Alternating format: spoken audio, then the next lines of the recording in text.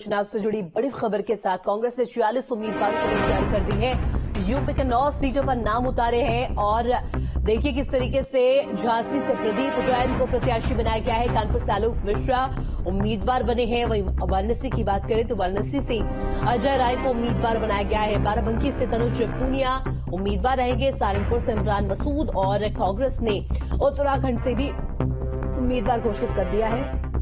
अमरोहा से दानिश अली को उम्मीदवार बनाया गया है। तो देखिए तमाम नामों को लेकर संशय लगातार बना हुआ था और इसके बाद ऐलान यहां पर नामों का किया गया।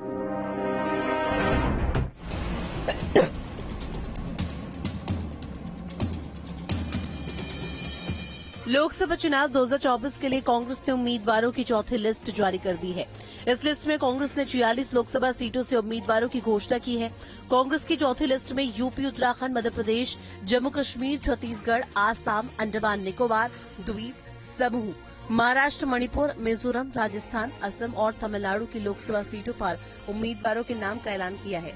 कांग्रेस की चौथी लिस्ट में प्रधानमंत्री नरेंद्र मोदी की सीट वाराणसी से भी कांग्रेस उम्मीदवार के नाम की घोषणा कर दी गई है।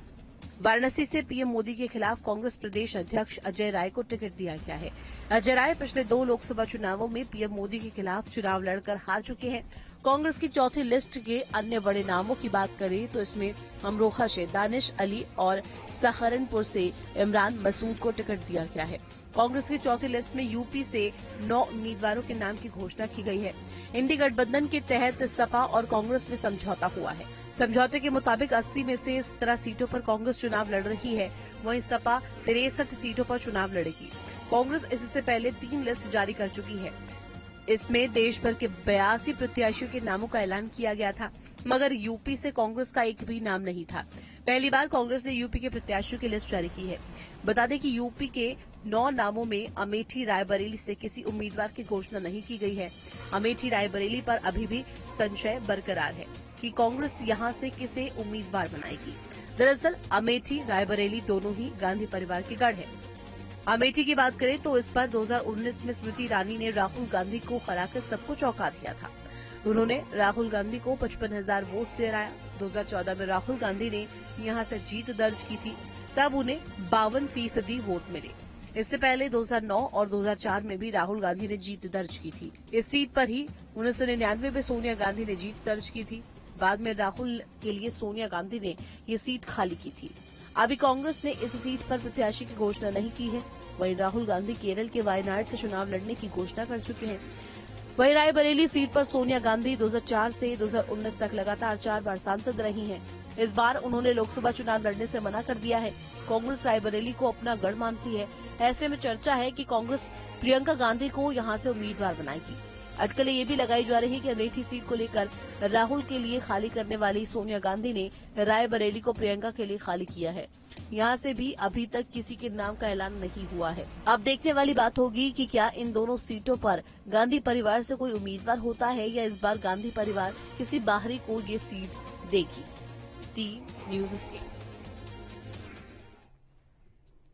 और इस खबर पर जानकारी देने के लिए संवाददाता निखिल हमारे साथ लाइव जुड़ गए। निखिल, देखिए जिस तरीके से कांग्रेस की लोकसभा चुनाव को लेकर चौथी लिस्ट सामने आ गई है, प्रत्याशियों का ऐलान हुआ है और सबसे महत्वपूर्ण जिक्र इसमें इसलिए भी क्योंकि उत्तर प्रदेश के इसमें तमाम नाम शामिल है।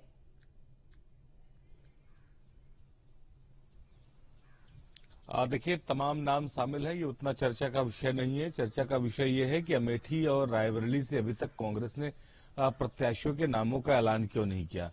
अमेठी और रायबरेली एक ऐसी सीट है जिसको लेकर माना जाता है कि कांग्रेस का गढ़ रहा है और अमेठी से पिछली बार राहुल गांधी चुनाव हार गए थे। इन्होंने इस बार तय किया है राहुल गांधी ने कि वायनाड से चुनाव लड़ेंगे।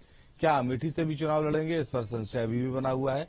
दूसरी तरफ रायबरेली से अगर हम बात करें तो सोनिया गांधी चुनाव लड़ती थी, जीतती भी आई लंबे समय से। अब वो राज्यसभा की सदस्य हैं, तो ऐसे में अब अमेठी रायबरेली से कौन चुनाव लड़ेगा। दरअसल देखिए अगर कांग्रेस की हम बात करें तो कांग्रेस उत्तर प्रदेश से पूरी तरीके से नदारत होती हुई दिखाई पड़ रही है। पिछले लोकसभा चुनाव की अगर बात करें तो खाली सोनिया गांधी एक मात्र सांसद थी।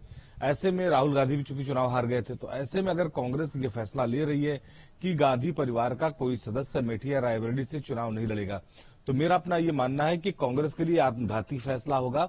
और जिस तरह की परिस्थितियां अभी तक दिखाई पड़ रही हैं, कम से कम ये तस्वीरें साफ हो गई हैं कि अमेठी और रायबरेली से कम गांधी परिवार का कोई सदस्य लड़ने वाला नहीं है। राहुल गांधी ने चूंकि पहले से वायनाड की सीट उनके लिए डिक्लेयर हो चुकी है, तो ऐसे में उन्हें अब अमेठी जो है लड़ने को चुनाव ऑप्शन मिलेगा कि नहीं मिलेगा, पार्टी ये तय करेगी नहीं तय करेगी, ये उन्हें भी तय करना है। दूसरी बात यह है कि अमेठी की जनता राहुल गांधी को दूसरे विकल्प के तौर पर देखी, क्योंकि वायनाड से वो पहले चुनाव लड़ने की घोषणा कर चुके हैं। तो ये माना जा रहा है कि अमेठी की जनता के मन में इस बात को लेकर नाराजगी भी है। ऐसे में राहुल गांधी अगर अमेठी से चुनाव लड़ते हैं तो कितना मत प्रतिशत हासिल कर पाएंगे, ये अपने आप में सवाल होगा। अगर हम बात करें कांग्रेस के पूरे, तो कांग्रेस लगातार चूंकि समाजवादी पार्टी के साथ उत्तर प्रदेश में गठबंधन